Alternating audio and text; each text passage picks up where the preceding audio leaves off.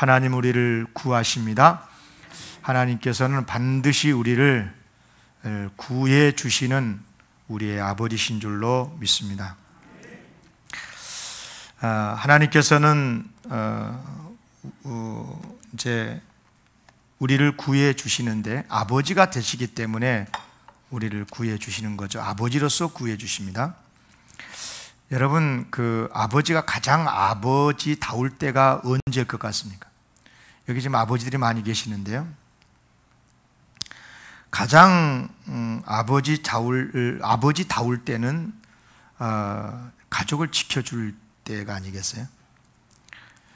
가족을 부양하기 위해서 돈을 벌어오고 고생해서, 그리고 하루 종일 일해서 번 돈을 또 집에 올 때는 퇴근할 때 기다리는 가족을 위해서 치킨도 사오고.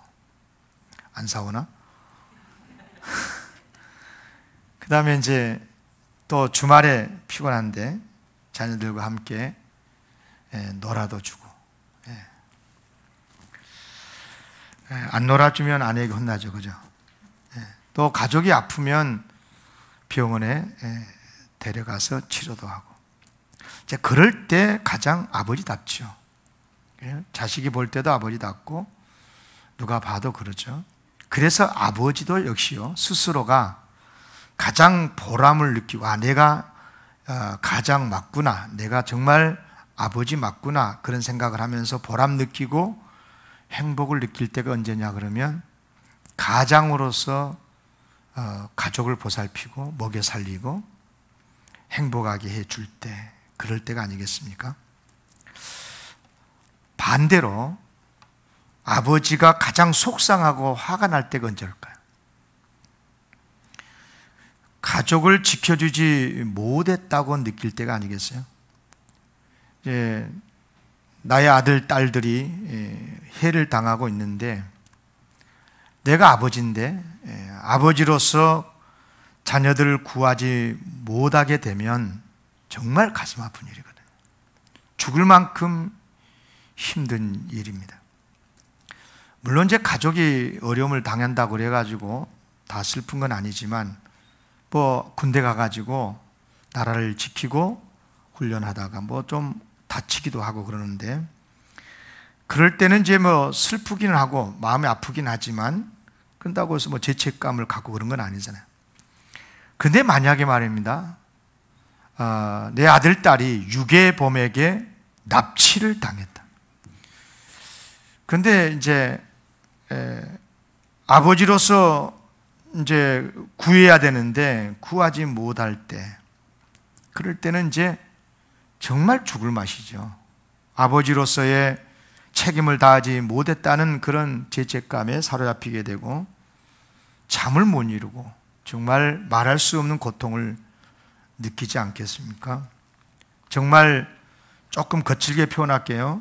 이 유괴범 요거 잡기만 하면 때려 죽이고 싶을 정도로 화가 나고 그러지 않겠어요? 자, 그러면 우리 하나님 아버지는 어떠실 것 같습니까? 똑같습니다. 하나도 틀리지 않습니다. 하나님께서는 우리를 구원하시고 그때부터 우리의 아버지가 되시잖아요. 요한복음 1장 12절 그랬잖아요. 영접하는 자, 그러니까 예수님을 주로 영접하고 곧 그 이름을 믿는 자들에게는 하나님의 자녀가 되는 권세를 주셨다.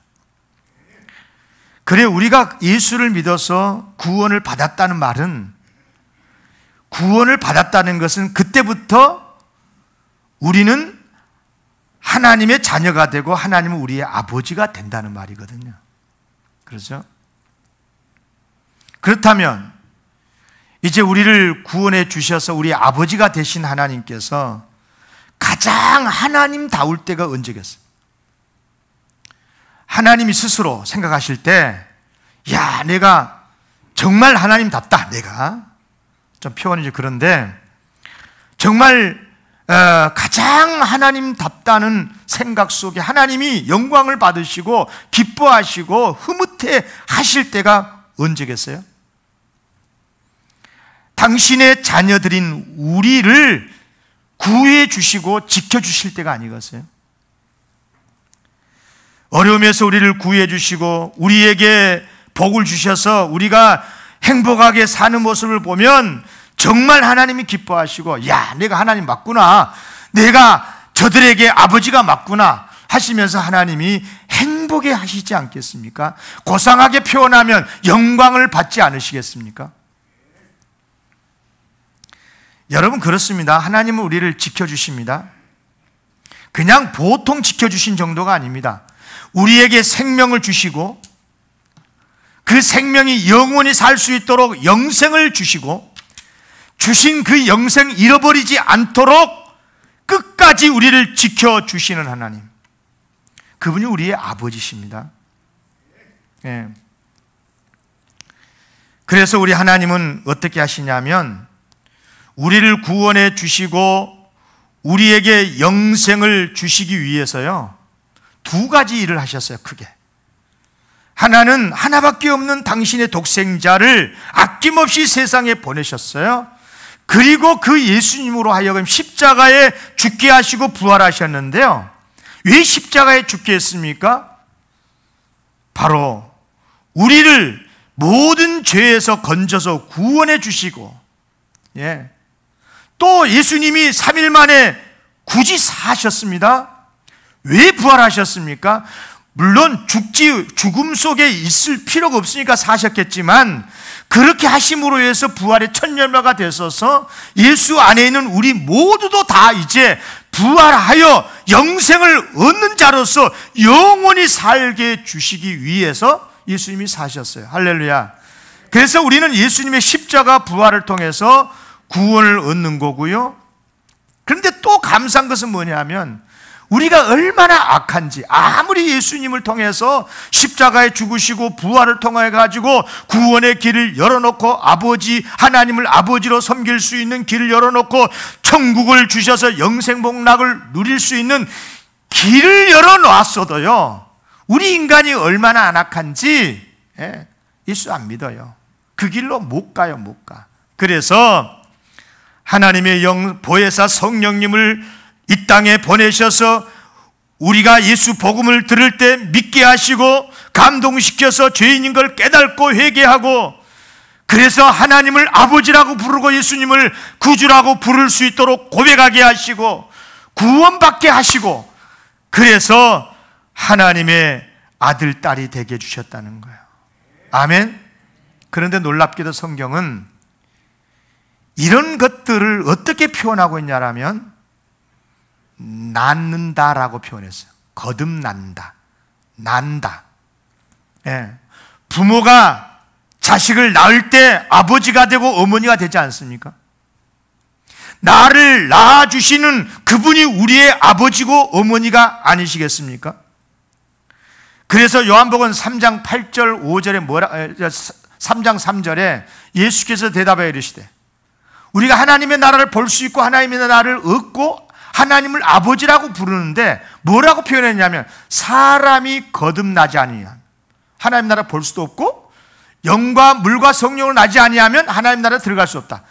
무슨 말이냐면, 우리가 거듭나서 우리가 구원받아서 하나님의 자녀가 되고 천국 백성이 된 것을 뭐라고 표현했냐면 난다 그랬어. 거듭난다.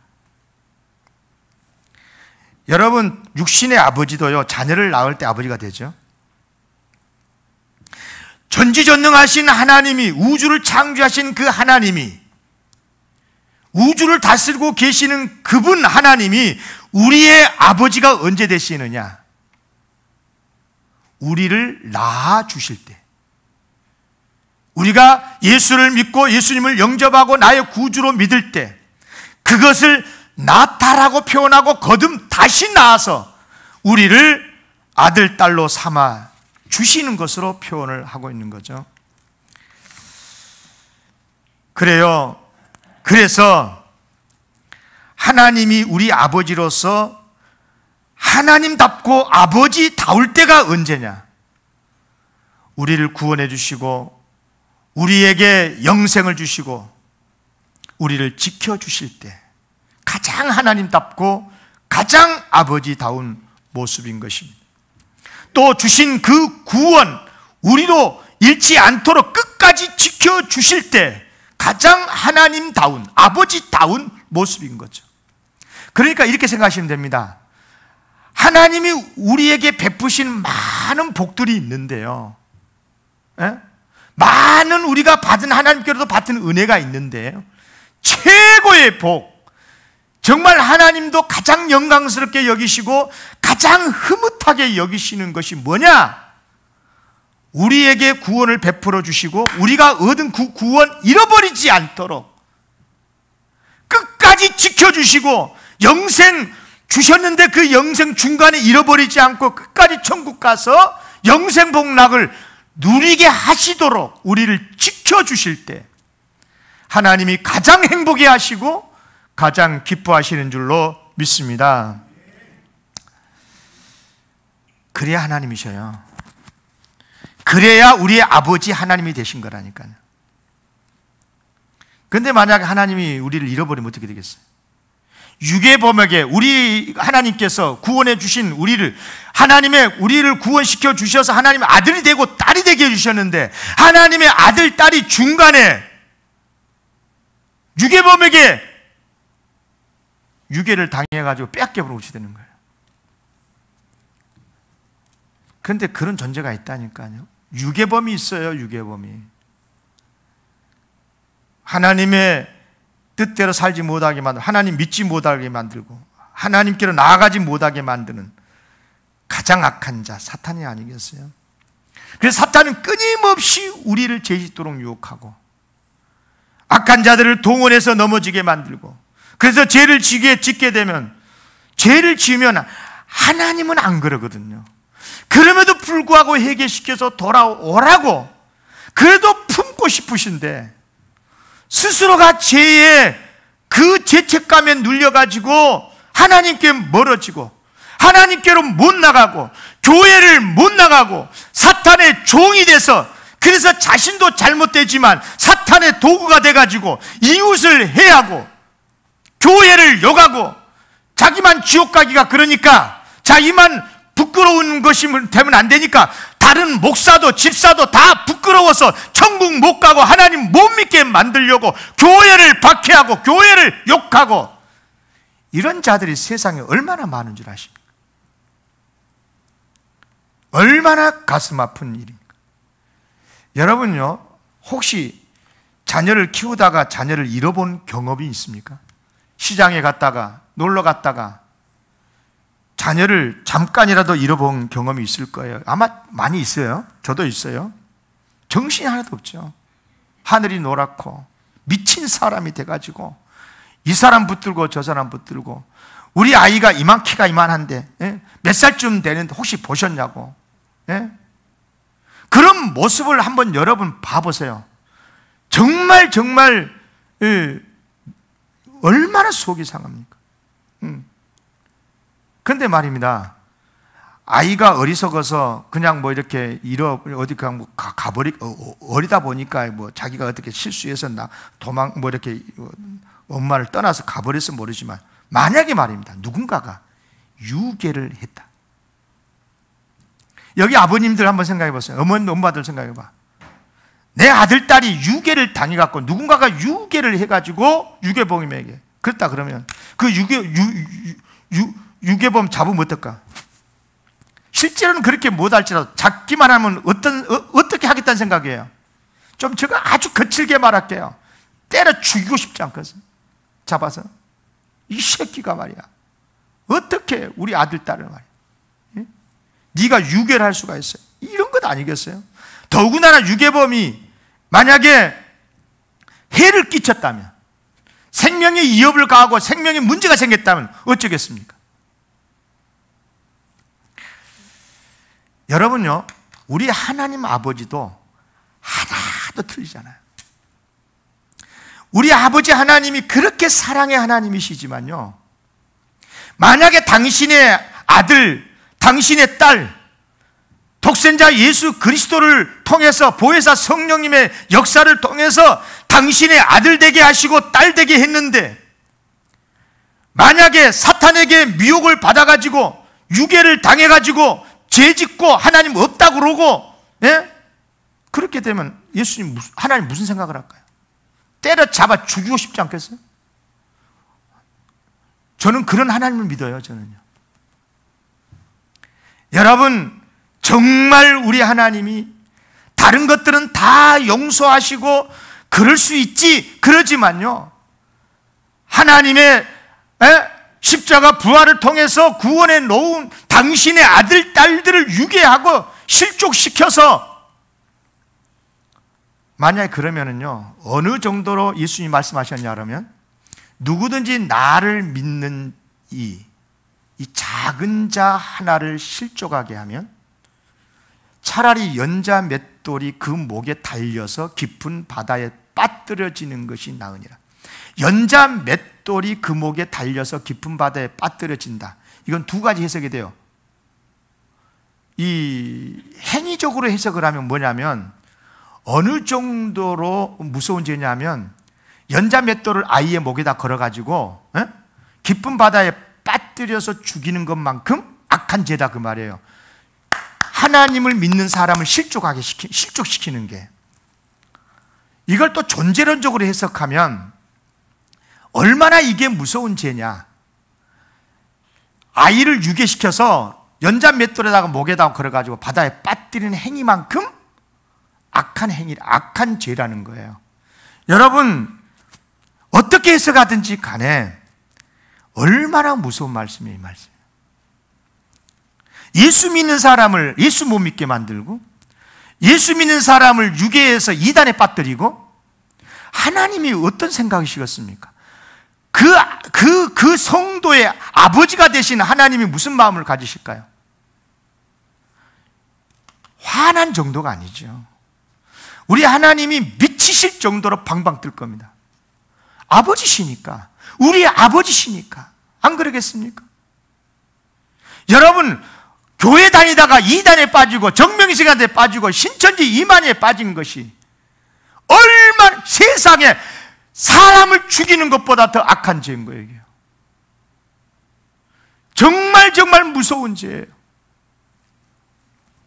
여러분 꼭 기억하셔야 됩니다. 예. 그러면 우리 하나님의 자녀를 죄짓게 만든 사람은 누구냐? 가장 많이 있습니다. 정치계도 있고 별별 고상한 말들을 다 사용해가지고 교회 못 나가게 만들고, 교회를 부정스럽게 이미지화 만들어가지고 하나님을 믿지 못하게 만드는 것, 여러 가지들 있지만 가장 대표적인 나쁜 사람들이 누구냐? 거짓 선지자입니다. 거짓 선지자는 아예 애초부터 하나님의 말씀이 아닌 것을 하나님의 말씀이라고 가르치는 거짓 선지자. 하나님 말씀이 아니에요. 지가 하나님도 아닐 뿐만 아니라 지가 보혜사도 아니고 지가 구주도 아니고 아니야. 그런데도 지가 하나님이라고 그러고 보혜사라고 그러면서 하나님 아예 믿지 못하도록 애초부터 차단시키고, 교회 다니고 하나님을 믿는 하나님의 자녀들을 미혹시켜서 멸망의 길로 가게 하는, 여러분 물어볼게요. 이런 자들을 향하신 하나님의 마음이 어떤 마음일까? 다시 한번 표현합니다. 오늘날 요즘 나 이런 설교 잘 안 하는데 때려 죽이고 싶지 않겠어? 여기 지금 애기 초등학생 부모들 여기 계시죠? 여러분 초등학생 학교 갔는데 말이야, 유괴범한테 우리 아이가 유괴당해서 지금 어디 있는지도 모르고 그런 상태에 있다고 생각해봐. 이건 저 말이 아니고요, 성경이 있어요. 자, 신명기 13장 3절에서 6절까지 부분적으로만 읽어볼게요. 내 형제나 내 자녀나 내 품의 아내나 너와 생명을 함께하는 친구라도 가만히 너를 깨어 이르기를, 너와 내 조상들이 알지 못하던 다른 신들을 우리가 가서 섬기자 할지라도 너는 그를 따르지 말며 듣지 말며 국률이 여기지도 말고 애석히 여기지도 말며 덮어 숨겨주지도 말고, 그 다음 뭐라 했어요? 용서 없이 죽이라. 네 아내, 네 아들, 부모 누구라도 너랑 가까운 친구라도 너를 깨서 이단을 넘기면 때려 죽이라. 하나님 말씀입니다. 자, 12절에서 16절까지도 같은 말씀입니다. 한 성읍에 대하여 소문이 들리기를 어떤 불량배가 일어나서 그 성읍 주민을 유혹하여 이르기를 너희가 알지 못하던 다른 신들을 우리가 가서 섬기자 한다 하거든 너는 자세히 묻고 살펴봐서 이런 가증한 일이 너희 가운데에 있다는 것이 확실한 사실로 드러나면 너는 마땅히 그 성읍 주민을 칼날로 죽이고 그 성읍은 아예 영원히 폐허시켜라. 그러니까 무슨 말이냐면 하나님이 얼마나 우리 하나님이 이렇게까지 무섭게 말씀하는 성경 구절이 이렇게 많지 않습니다. 그러니까 뭐냐면 거짓 선지자 자체만 죽인 게 아니고 거짓 선지자를 방치한 그 성의 모든 사람 주민들도 죽이고 아예 그 성 자체를 폐쇄시켜버려라. 그런 정도예요. 예. 얼마나 섬뜩한 말씀입니까? 여러분 아무리 사랑의 하나님이실지라도 내 자녀를 내 아들 딸을 미혹해서 하나님께로부터 멀어지게 만들고 하나님을 온전히 믿지 못하게 만들고 하나님이 허락해 주시는 구원과 영생을 잃어버리게 만들고 이런 자들을 향하신 하나님의 마음은 정말로 무서운 마음이라고 해요. 왜 그렇습니까? 이유는 단 하나입니다. 사랑의 하나님이시니까. 누구를 사랑하십니까? 당신의 아들, 딸이니까. 아멘? 네. 여러분, 자, 그러면 이제 우리가 알 것이 있습니다. 왜 감 선지자가 거짓 예언을 하냐는 거예요. 선지자도 아니지만 왜 거짓 선지자가 생기냐? 에스겔 13장 19절. 제가 장신대 다니면서 신대원 설교학 시간에 아예 이것을 암송하도록 100번, 1000번 읽도록 만듭니다. 그리고 설교 준비할 때마다 너는 오늘 또 하나님의 말씀을 예언한 자로서 설교하는 자로서 이 말씀을 꼭 기억하면서 설교 준비하고 설교하라 하면서 그렇게 암송을 시켰던 말씀이야. 다 같이 한번 읽어볼게요. 에스겔 13장 19절 본문에 있습니다. 시작. 너희가 두어 웅큼 보리와 두어 조각 떡을 위하여 나를 내 백성 가운데에 욕되게 하여 거짓말을 고지짓는 내 백성에게 너희가 거짓말을 지어내어 죽지 아니할 영혼을 죽이고 살지 못할 영혼을 살리는도다. 죽지 아니할 영혼을 죽여버리고 아무리 노력해도 살지 못할 영혼을 살려내는 거짓 선지자들의 행위. 이 말씀을 주목해서 보세요. 여기에 보면 거짓 선지자들의 어떤 존재인지 어떤 일을 하는지 어떤 사람들이 거짓 예언자에게 미혹을 당하는지 다 담겨 있어요. 이 성경 구절 한 구절에. 첫째는 뭐냐? 하나님의 말씀을 받지 못했기 때문에 거짓말을 지어내요. 여기 보셨잖아요. 아까 성경 구절에 거짓말을 지어내서 그랬잖아요. 지어내요. 거짓말을 지어내요. 거짓말을 고지 듣는 내 백성에게, 거짓말을 고지 듣는 내 백성에게 거짓말을 지어내서 말한다는 거예요. 하나님의 말씀을 받지도 못해놓고, 아니 받지 않았으면 예언하지 않아야지. 하나님의 말씀을 모르겠으면 설교 안 해야지. 그런데 거짓말을 지어내서 예언하고 설교한다 그 말이에요. 그런데 두 번째 이유가 뭐냐면 먹고 살기 위해서. 거짓 예언하는 이유가 뭐냐? 말씀을 받지 못했지만 예언하지 않으면 안 돼요. 예언을 해야 이제 이게 먹고 두 엉큼 벌이나 두어 조각 떡이라도 얻을 수 있는 거예요. 그러니까 먹고 살기 위해서 예언을 한다 이 말이에요. 그러면 여러분한테 물어볼게요. 거짓으로 예언을 하려면 어떤 말을 해야 됩니까? 하나님의 참된 말씀을 받았으면요 어쩔 수 없이 그대로 설교해야 돼요. 말씀을 받았으니까. 아멘. 그래야 바른 선지자죠. 그죠? 그런데 말씀을 못 받았어. 내가 하나님께 말씀을 못 받았다니까. 그런데도 예언을 하려면 어떤 말로 예언을 해야 되겠습니까? 그래야 사람들이 좋아할까요? 말 그대로 사람들이 듣기 좋아하는 말을 해야, 그래야 사람들의 마음을 얻으니까. 적당하게 협박도 하면서, 점쟁이들이 그러잖아요. 적당히 협박도 하면서 그렇게 듣기 좋은 말을 하지 않습니까?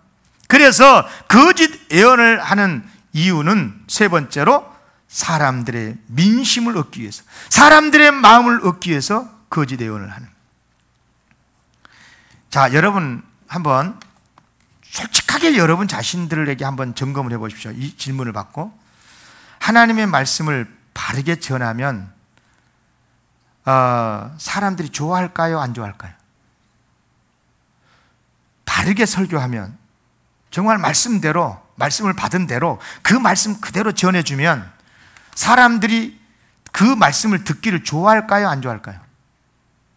좋아하는 사람 당연히 있겠죠. 성령의 사람들은 그 말씀을 받을 때 가슴을 치면서 회개도 하고, 내가 잘못 살았습니다, 바르게 살겠습니다, 그렇게 하고 회개해서 좋아하는 사람도 있겠죠. 성령 사람은 그러겠죠. 그런데 통계적으로 보면요 훨씬 안 좋아하는 사람들이 많습니다.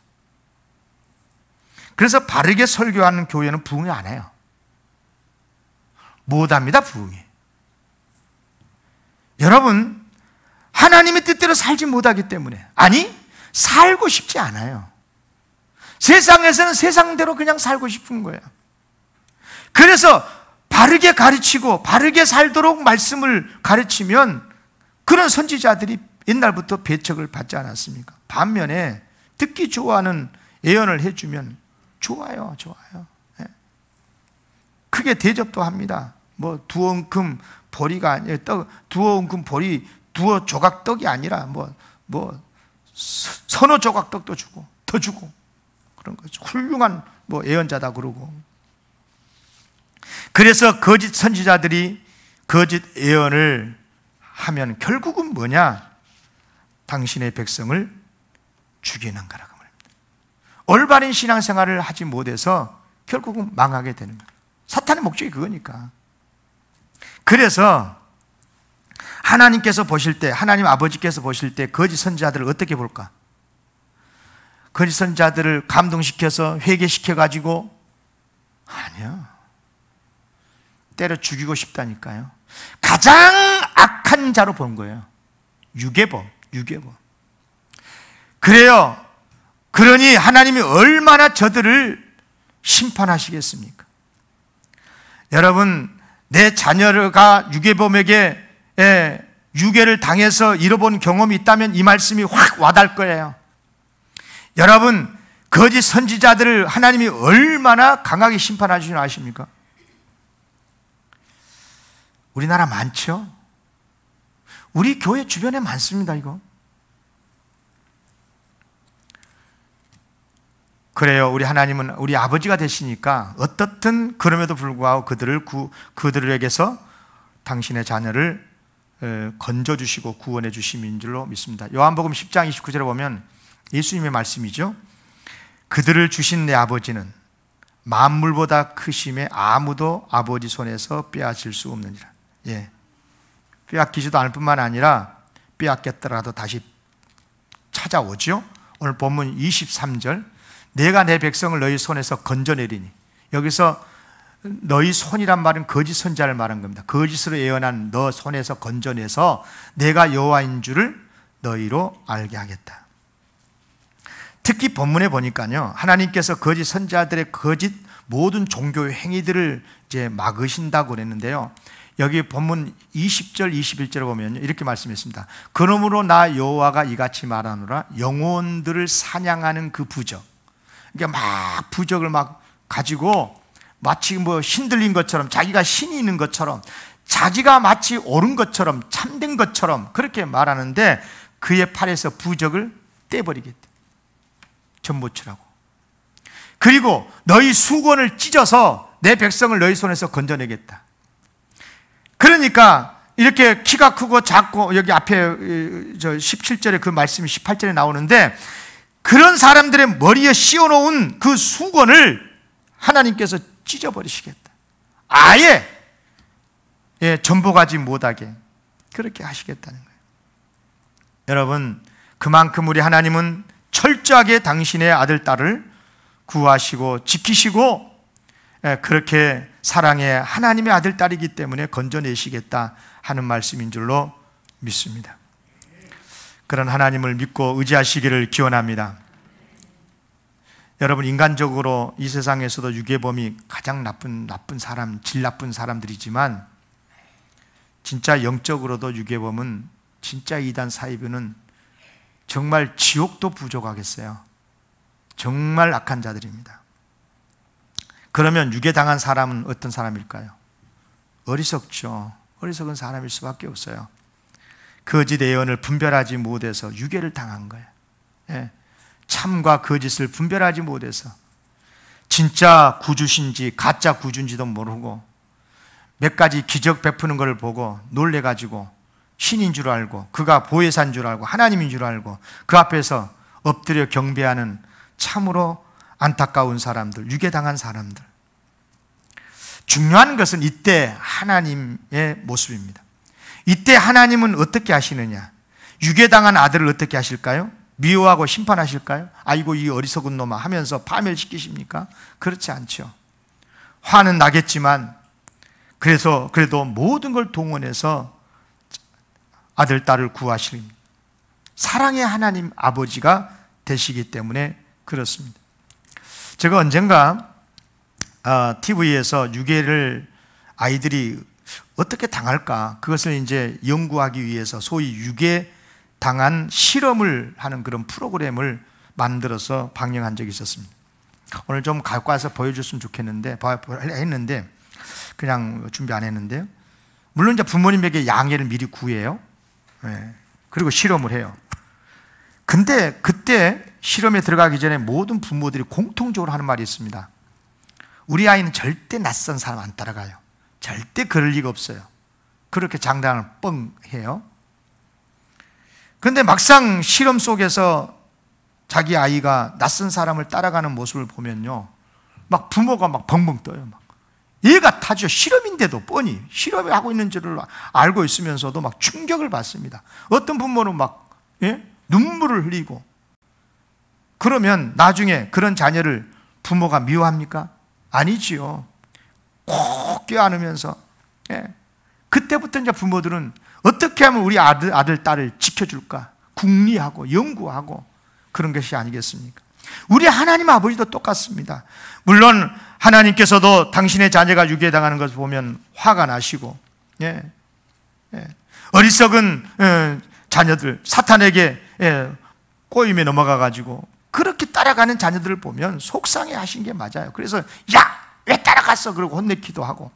그렇지만 그것은 사랑해서 그러신 거죠. 오히려 하나님께서는 당신의 자녀를 다시는 유괴범의 손에 넘어가지 않도록 하기 위해서 집중하시고, 얼마나 좋으신 우리 아버지 하나님이십니다. 여러분 꼭 기억하십시오. 우리가 신앙생활을 할 때 올바른 신앙생활을 해야 되고 건강하게 끝까지 신앙생활을 잘 해야 되겠는데요, 그러려면 우리가 뭐 준비해야 될 일이 많이 해요. 교회 열심히 다녀야 되고, 뭐 말씀도 공부를 해야 되고, 기도도 많이 해야 되고, 다 좋아요. 그런데 한 방에 날아가는 경우가 있습니다. 이것 방지하지 않으면 한 방에 날아가요. 거짓 선지자들에게 미혹당하지 않는 겁니다. 거짓 선지자에게 한번 미혹당하면, 유괴를 당해버리면 거기에서 나오기가 어렵습니다. 뻔히 못된 정명석이고 진짜 죽일 이만이고 뻔히 알면서도 못 나오잖아요, 사람들. 여기서 나온 거 봤어요? 할렐루야 하고? 그렇게 방송들이 막 기획 보도를 하는데도 못 나와요. 예. 왜 그렇습니까? 이미 그들의 신앙이 그렇게 훈련되어 있어요. 그렇게 빠져 있다니까요, 그게. 여러분, 그래요. 왜 그러냐? 겉모양 봐가지고 모르는 거예요. 유괴 실험에서 낯선 사람을 따라간 아이에게 물어본대요, 엄마가. 왜 너 따라갔어, 그거? 너 모르잖아, 그 아저씨. 그런데 아이들이 그때 뭘 한 줄 아십니까? 낯선 사람이 아니랍니다. 너 저 사람 알아? 그럼 뭐라고 대답한 줄 아십니까? 응, 우리 어린이집에 여러 반이 있고 여러 아이들이 있는데 다른 반 선생님이라고 했어.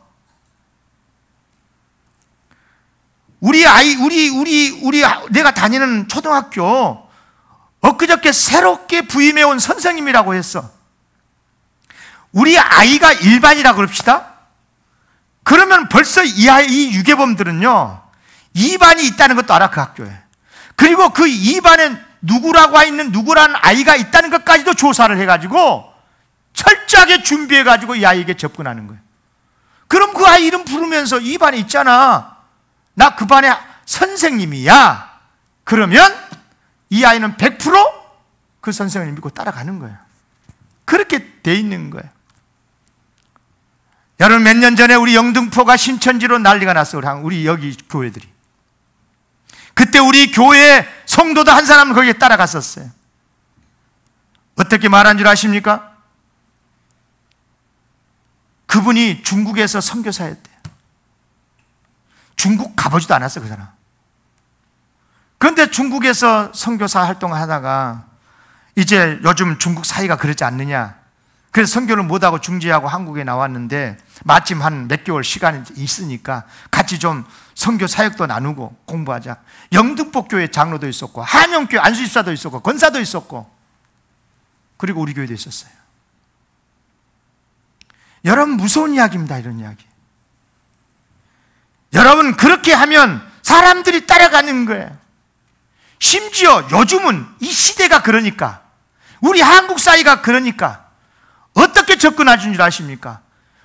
입만 열면 정의, 입만 열면 공의, 그런 단어들을 동원해서 거짓으로 그렇게 미워가고, 또 우리 많은 기독교인들이 가난하고 청빈한 모습을 굉장히 좋아하잖아요.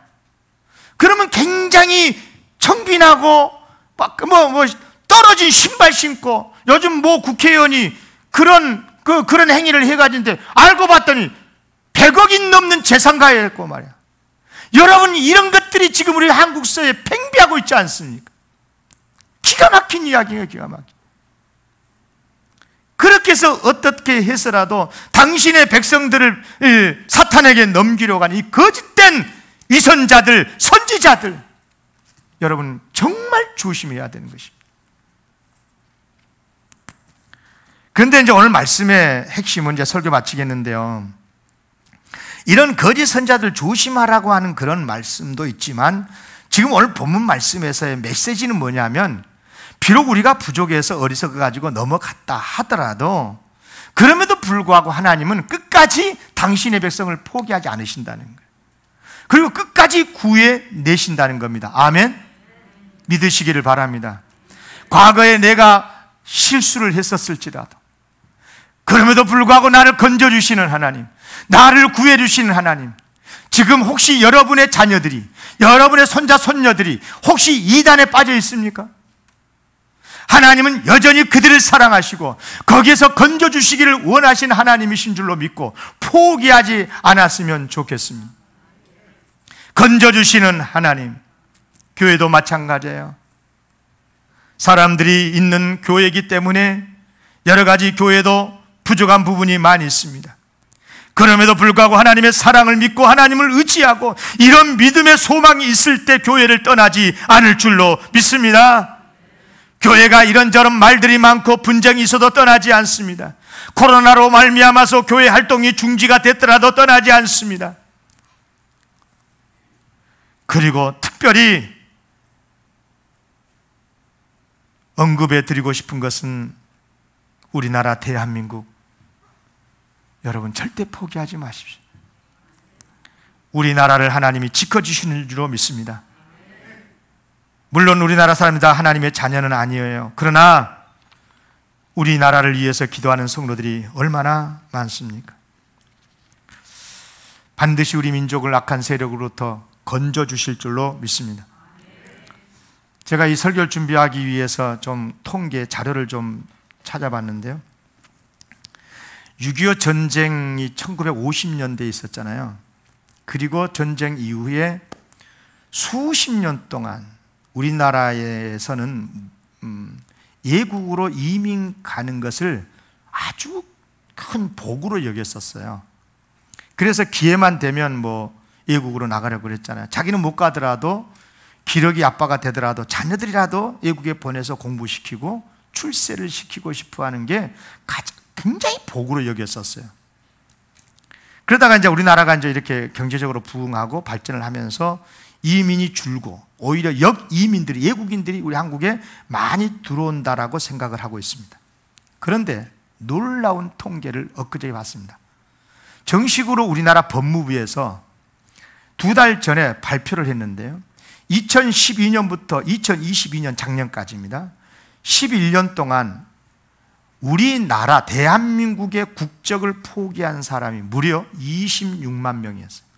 우리나라 국민이었는데 국적을 포기한 사람이 얼마였다고요? 26만 명. 이거 통계입니다. 공식적으로 좀 넘어 26만 몇천 명 돼요. 반면에 같은 기간에 외국 사람이, 외국 국적을 가진 사람이 우리나라 국적을 취득한 사람이 얼마인 줄 아십니까? 더 많을 것 같죠? 주변에 외국 사람들이 많이 있으니까. 아니요, 14만 명.